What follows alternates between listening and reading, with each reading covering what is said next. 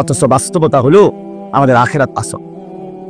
প্রকৃতপক্ষে আমাদের আসল ঠিকানা কোনটা? আখিরাত। বলেন না কোনটা? ওমা হাদিহিল হায়াতুদ দুনিয়া ইল্লা লাহবুন ওয়া লাইব। রব্বুল আলামিন বলেন, শোনো বান্দা, দুনিয়ার জীবন আর কিছুই নয়, ইল্লা লাহবুন ওয়া লাইব, শুধুই তামাশা, শুধুই খেলাধুলা, শুধুই তামাশা।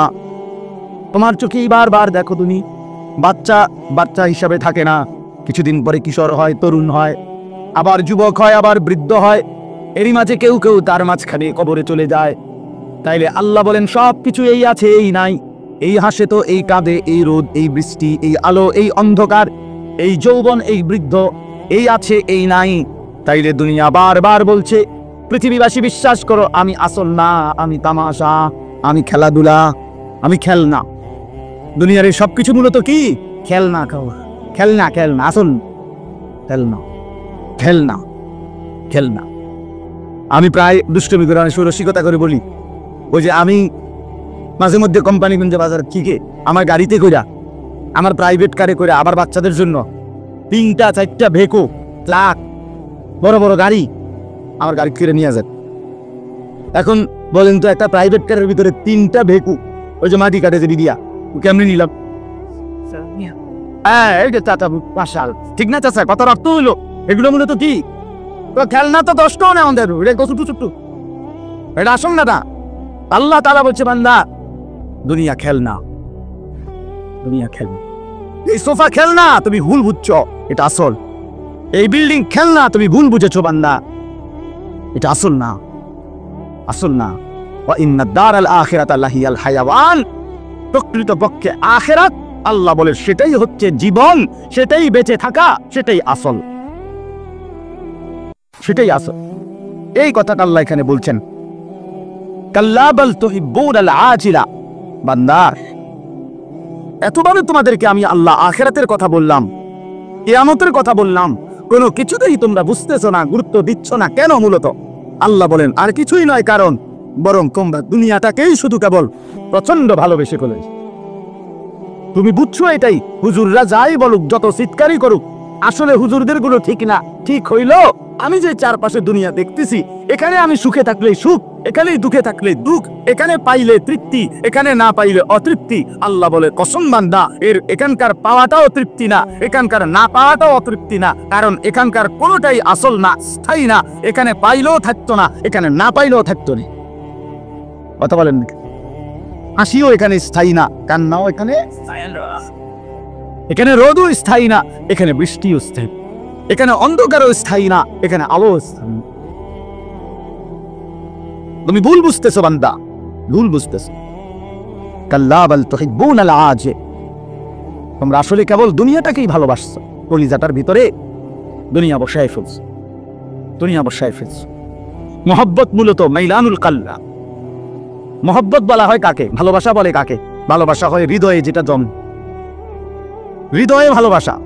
ভালোবাসা না কেনা, ভালোবাসা তোকে না। ভালোবাসা কোথায়? আল্লাহ তাআলা বলেন, দুনিয়াকে ভালোবেসে ফেলেছ, তার মানে তোমরা মূলত দুনিয়াকে কলিজার ভিতরে কি করে দিয়েছ? জায়গা দিয়ে দিয়েছ, জায়গা দিস। 90 বছরের বুড়া মিয়া, মুমূর্ষ, মৃত্যু সজ্জায়, এই নিয়েও এখনো আফসুস। মরার পূর্বে ওনার আফসুস, এই ছোট নাতিগার যদি বউ গাছাইয়া যেতে হতো। বুঝেন না কথা? ছোট নাতিগার, আরে মনে হয় হাইট খাইতাম না, শেষ পর্যন্ত চাইয়া দিতাম না। ও যে অবস্থা শরীরের, এই মানে কি পরিমাণ দুনিয়া কলিজার অন্তর। শেষ বয়স, এখনো ওনার স্বপ্ন ছোট নাতির বউ চাইয়া যান। এই হলো দুনিয়া আমাদের কলিজার ভিতরে ভাবে বসছে। এই বিল্ডিং এর কাম যদি শেষ করতে পারতাম, এই ছেলেটা যদি বিদেশ পাঠাইতে পারতাম, এই মেয়েটা যদি বিয়ে দিয়ে দিতে পারতাম, তাইলে আর কোনো আমার আফসোস নেই। দুনিয়া গুছাই ফেলছে, দুনিয়া গুছাই ফেলছে। দেখবেন আপনি বহু মানুষের মধ্যে আছে যারা ঘর করে ফেলছে, ছেলে বিদেশ পাঠাইয়া বা কামাই রোজগারি করে মেয়েগুলো বিয়ে দিয়ে ফেলছে। ওনার ফানখানা দেখলে, আপনি সাদওয়ানের গপ দেখলে আপনি বুঝবেন যে চাচা হইলো ছাত্রাজার দন পাইয়া চাচা এখন মহাকুশ।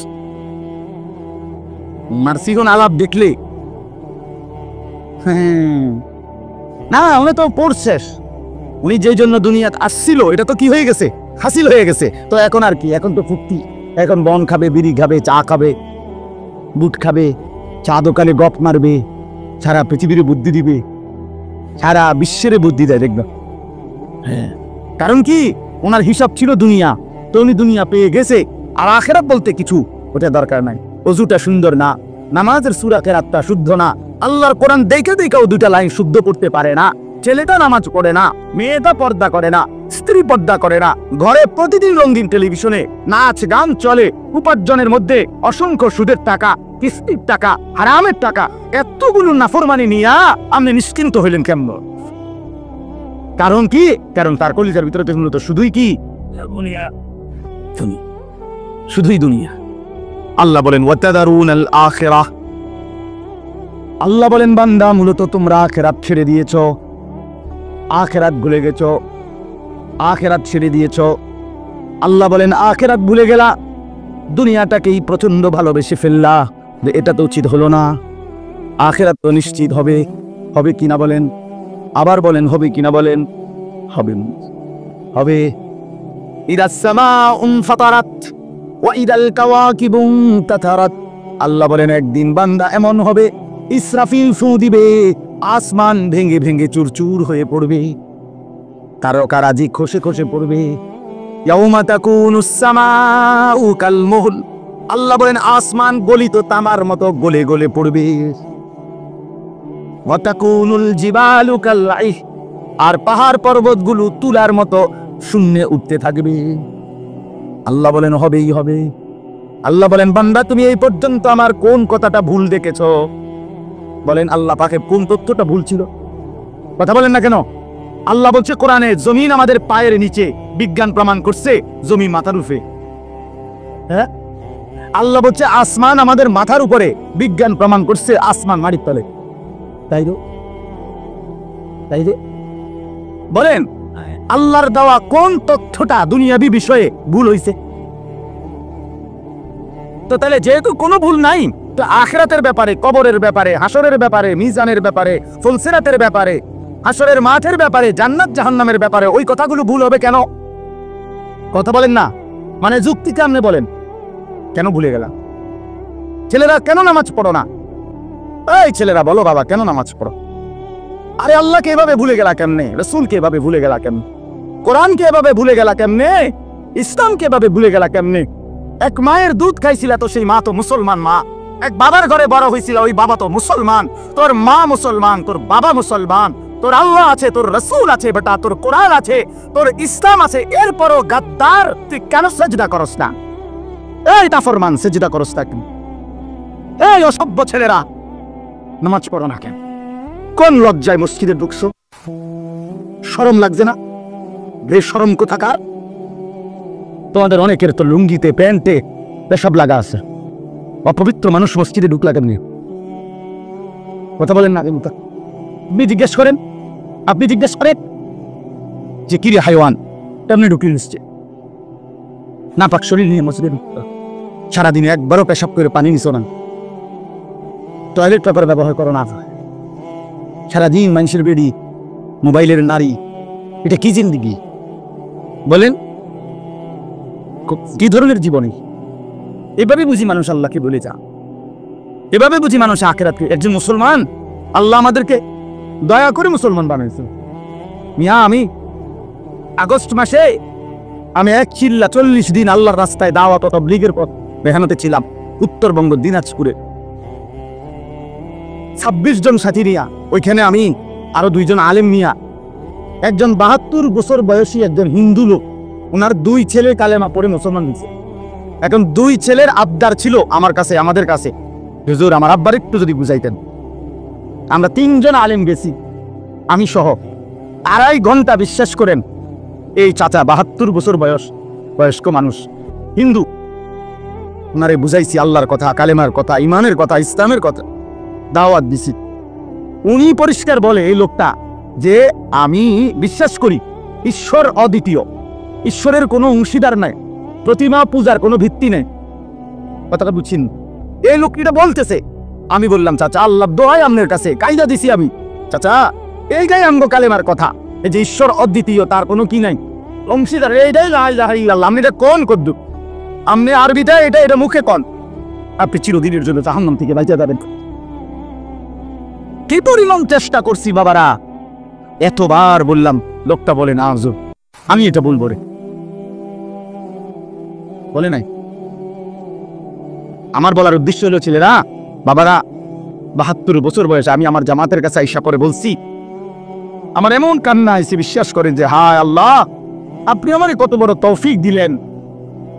একটা লোক আপনার বান্দা 72 বছর বয়সেও কোনোদিন আপনার নামটা একবার নিতে পারে নাই, আপনার কালেমাটা একবার উচ্চারণ করতে পারে নাই, আর আপনি আমারে কত বড় সৌভাগ্য দিছেন যে আমি সেই ছোট্টবেলা থেকে কত লক্ষবার লা ইলাহা ইল্লাল্লাহ বলতে পারছি। জানো না মিয়া কত বড় দৌলত আল্লাহ দিছেন। হাসরের ময়দানে দেখবা একটু ইমানের কতটা দাম, এক জাররা ইমানের কে পরিমাণ না। 72 বছর বয়স পর্যন্ত একটা লোক চলে গেল, জীবনে কোনোদিন আল্লাহর নামটা বলতে পারে না। আর আমাদেরকে তো আল্লাহ তাআলা মুসলমান মার ঘরে জন্ম নিছে, মুসলমান বাবার ঘরে জন্ম দিছে, একজন আলেম আনাইয়া আজান দেওয়া হয়েছে। রহ ছোট্টবেলায় কোলের বাচ্চাকে কতবার কত হুজুরের কাছে আইন না ফোন দেওয়া হয়েছে, হুজুর কিন্তু দোয়া করে দেন, বুঝছেন ছোটবেলায় বাচ্চাদেরকে দেয় না হুজুরদের কাছে না। এই জন্য আল্লাহ তাআলা শ্রেষ্ঠতম নিয়ামত ঈমান আল্লাহ দিছেন, কিন্তু কদর করলা না। একদিন আফসোস করতে হবে, একদিন আফসোস করতে হবে, সেদিন আফসোসের আর কোন সীমা পরিসীমা থাকবে। আল্লাহ কোরআনে বলছে হাসরের ময়দানে বান্দা যখন জাহান্নামকে দেখবে নজর, ইয়াউমা ইদিন ইয়াতাযাক্কারুল ইনসান, তখন সে মানুষ তার দুনিয়ার সব কিছু মনে পড়বে এক মিনিটেই।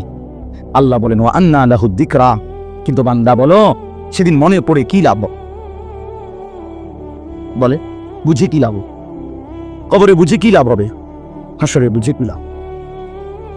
এই জন্য ভাই আমার কথা শেষ, আপনাদের কাছে আমার এতটুকুই কর, আমরা যেন দুনিয়া দরকার, আমাদের বুজুর্গরা বুঝায় ওই নৌকা চলতে হলে পানি দরকার, দরকার কিনা, কিন্তু নৌকার পানির সিস্টেম দুইটা। পানিটা যদি নৌকার নিচে থাকে তাইলে নৌকার জন্য কল্যাণকর, চলবে। এই পানিটাই যদি নৌকার ভিতরে ঢুকে যায় তাইলে আর নৌকা চলবে না, এটা ডুবে যাবে, ঠিক কিনা বলেন না? একই পানি তলে থাকলে উপকারী, ভিতরে ঢুকলে ক্ষতিকর। ঠিক দুনিয়া আলো বাতাস, দুনিয়া হায়াত আমার দরকার, নাহলে আমি ইবাদত করবো কেমনি? আমি যদি না বাঁচলাম তবে বন্দেগী করবো কেমনি? আমি যদি সুস্থতাই না পাই আমি আল্লাহর ইবাদত করবো কেমনি? তো দুনিয়া দরকার, দুনিয়া দরকার, কিন্তু ওই নৌকার নিচে পানি যে দরকার, এই দরকার।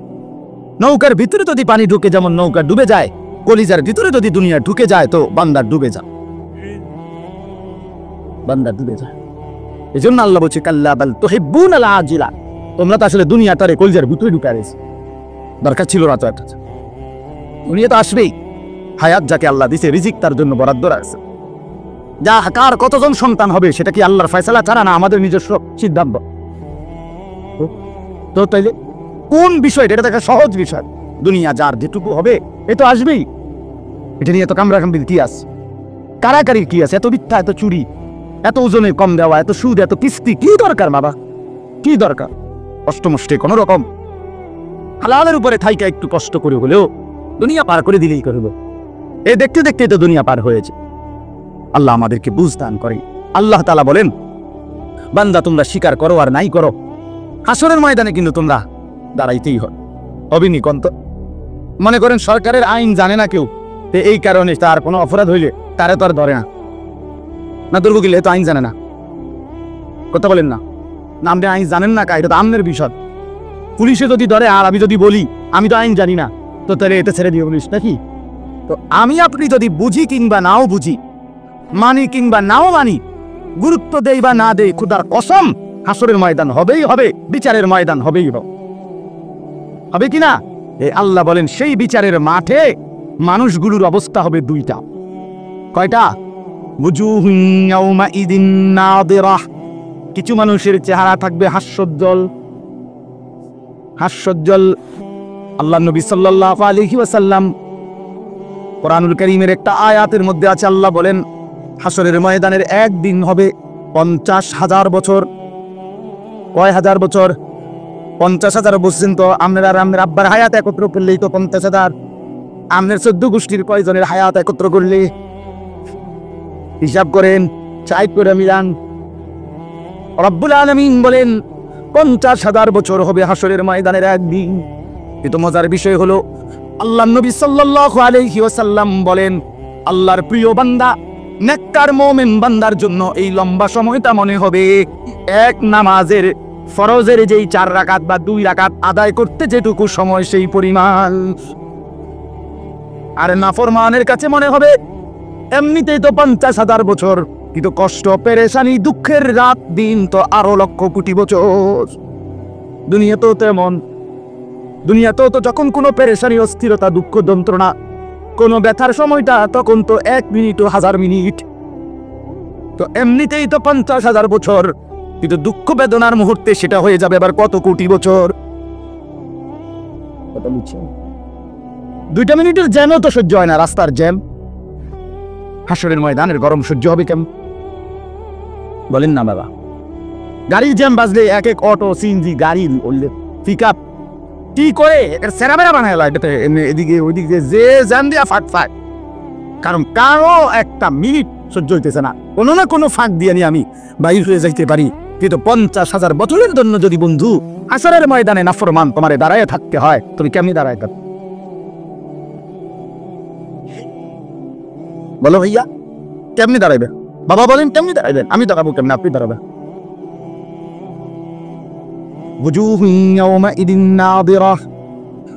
আল্লাহ এই জন্য বলেন সেদিন কিছু বান্দার চেহারা থাকবে হাস্যোজ্জ্বল।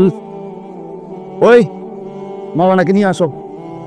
ইলা রাব্বিহা নাযিরা। আল্লাহ রাব্বুল আলামিন বলেন সেই হাস্যোজ্জ্বল চেহারার মানুষগুলো সরাসরি রব্বুল আলামিনকে সচক্ষে দেখতে থাকবে। একে তো টেনশন ফ্রি, হাস্যোজ্জ্বল, সাথে সাথে আল্লাহ রব্বুল আলামিনের দিদার মিলতে থাকবে। সরাসরি এই চোখে আল্লাহকে বলে কে রুম দেখবো, কেমন দেখবো? আমি আমার লগে থেকে, আমি অন্যের লগে থাকুন, একসাথে দেখবো। কথা বলেন না কেন? চলেন নিয়ত করি একসাথে দেখবো, বলেন ইনশাআল্লাহ। হ্যাঁ, একসাথে দেখব। আল্লাহকে দেখার মজা তাফসীরের মধ্যে আছে, হাদিসের মধ্যে আছে। গোটা জান্নাত ভোগ করার পরেও বান্দা আল্লাহকে যখন দেখবে, খোদার কসম জান্নাতি বান্দা বলবে, আল্লাহ আপনার দিদারের 1 সেকেন্ড গোটা জান্নাতের সমস্ত নিয়ামতের চাইতে কোটি কোটি গুণে ঊর্ধ্বে, কোটি কোটি গুণে ঊর্ধ্বে। রাসূলের দিদার, আল্লাহ পাকের দিদার। এক সাহাবী, হাবশী সাহাবী বলছিলেন, ইয়া রাসূলুল্লাহ, আমি তো দুনিয়াতে প্রতিনিয়ত আপনাকে দেখতে পাই, আমার যদি আখিরাতে আল্লাহ তাআলা কোনো জান্নাত দেয়, আর আপনারা তো অনেক উঁচা জান্নাত দিবে, আমি আপনারে দেখবো কেমনে? তখন তো আমি জান্নাতে থেকেও আরাম পাবেন। আল্লাহ তাআলা বলছে, যদি পুরো অনুসরণ করে বলে দাও বন্ধু, আপনার সাথে এসে জান্নাত পাবো। এই জন্য দয়া করে ফিকির করেন। এরপরে আল্লাহ তাআলা বলেন, অবুজুহ, এদিক দেব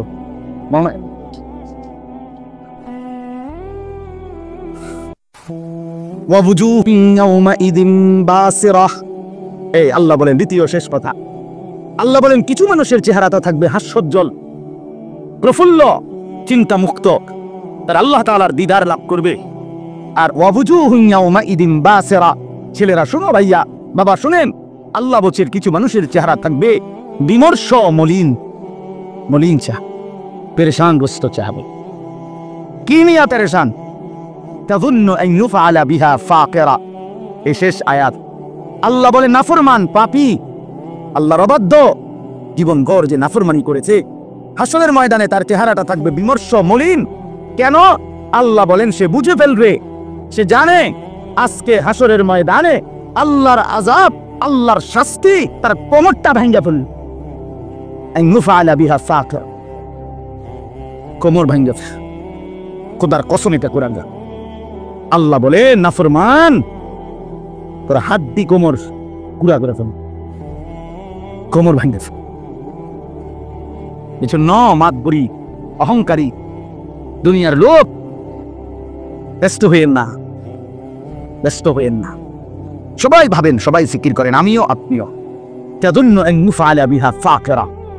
আল্লাহ তাআলা বলে নাফরমান বুঝে ফেলবে আজকে আল্লাহর আযাব আমার কোমর ভাঙা ফেলবে, কোমর ভাঙিয়ে ফেলবে। হ্যাঁ, হাসরের ময়দানে আজকে বেইজ্জতি হবে।